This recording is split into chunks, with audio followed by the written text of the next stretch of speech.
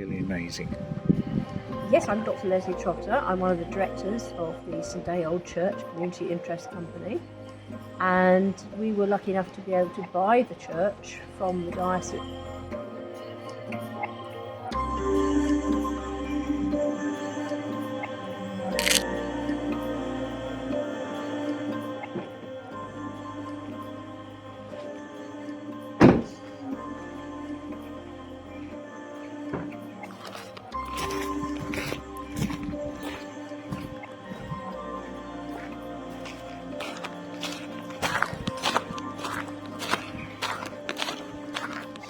When I get warmed up, I'm going to break out the Bronica and I'm going to finish off the roll of ortho that I have on one of the backs, possibly taking Gravestones, because Leslie indicated she's writing a book talking about the graveyard, so it might be helpful to have some pictures she could possibly draw upon.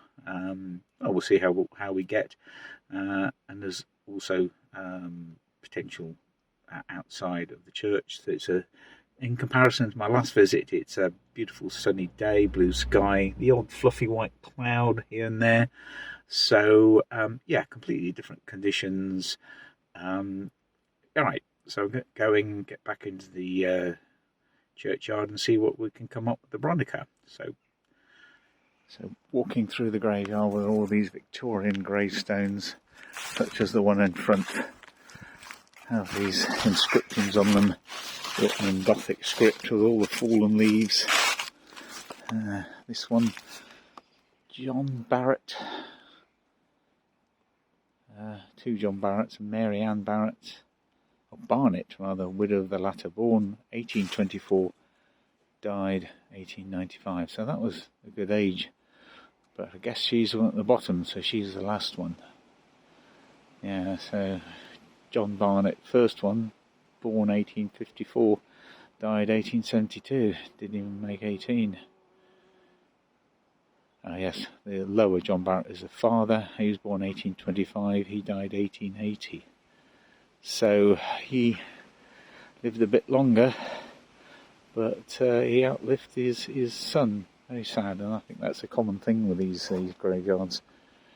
Beautiful light at the moment. I've just got to go take photographs.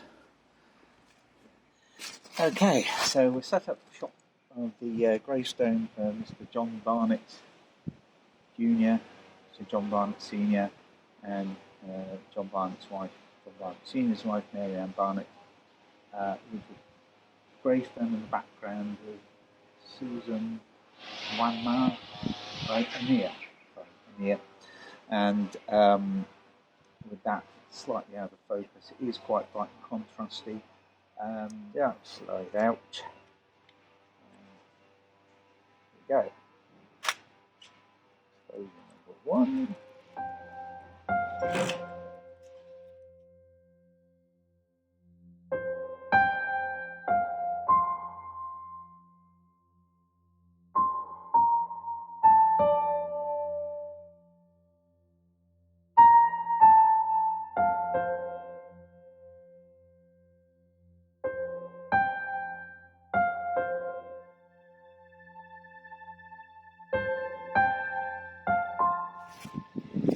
Okay, so next composition is this amazing iron monument, I think, on top of a grave with ivy just growing elegantly across it. Background being thrown out of focus, so there's glass and wire in the background. I hope they're not going to be too intrusive. I'm going to take a minute to see sunlight coming and going. Now I've metered for ED11, which on ortho 80 translates to 1/125 at f4, but I'm also going to do 1/60 at f4. So again, yellow filter, so I have allowed a bit of leeway for the extra exposure factor of a yellow filter, but it doesn't seem to be much. It only seems to be about half a stop. But okay, so I'm hoping the sun will come out in a minute and I'll take the picture. And I'm going to open the aperture to f2.8 to try and blur more those wire fence lines. It's coming, it's coming, it's coming, it's coming. ready. Composition framed up. Just need that head of light coming now. Now.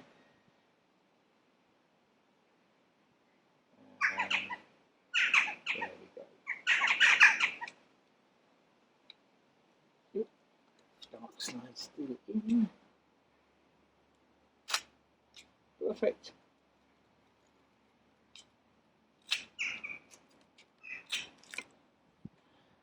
Just checking the composition's frame accurately.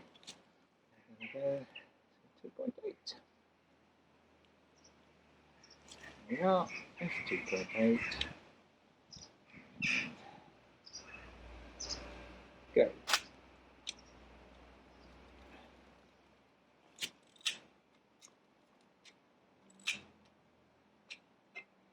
Last frame.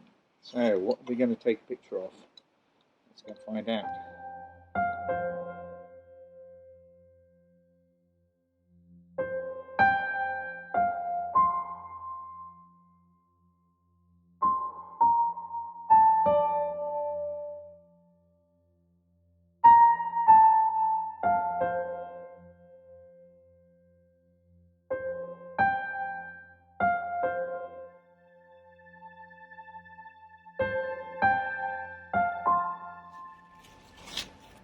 So, that's it for now.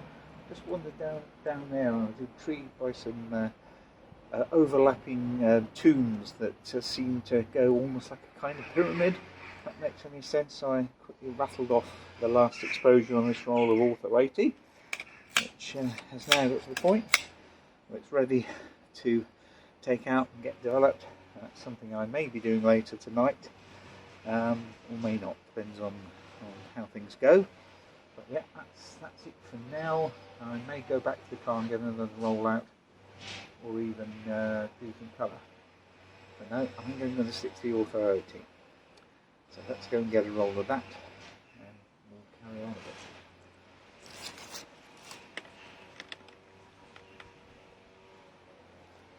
bit. So everything about these old cameras is just ever so slightly tricky. So this back has a tendency to spring open if you press it in the wrong place. So you've got to be a little bit careful.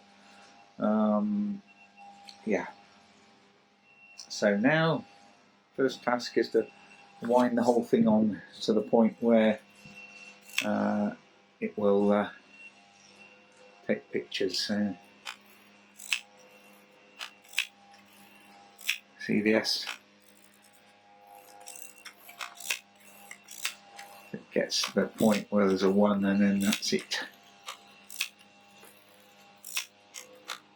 There. Did you hear that? That means it's ready to shoot now, but it won't shoot because the dark side's in. So, okay, so the next composition is these group of tombs with the gable end of the church in focus. Just got the sun nicely on that little turretette, whatever it is. Of course the sun's now going behind a cloud, but hopefully it'll be back soon. So I've metered again for 1/125 at f2.8, and then I'm going to do a second exposure at f8 or f11, so that'll be 1/2, 4, 5, 6, 3 stops, so 60th, 30th, 15th. Okay, so 15th at f8 or even 8th at f11, we'll see. Okay, camera's set up over here.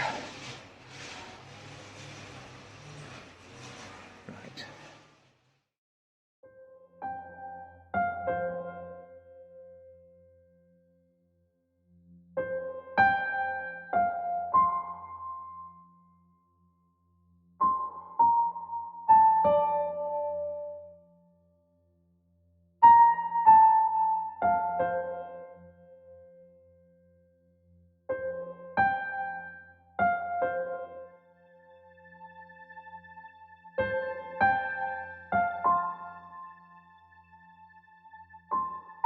Okay, final composition. This grave and of John Wesley Bullen and William, son of the above, who died 3 years, and the one beyond Thomas Trengrove with the tree just in the distance, and the sun's just gone behind a cloud, so wait for that to come back.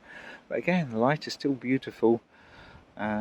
So really enjoying this afternoon. It is getting a bit chilly now, so this will be the last composition. I won't have finished this roll, so this will have to be developed later, but you've got to stop sometime, and my body is telling me that it's time to go home before I get really chilled. So it's a cool day, beautiful afternoon.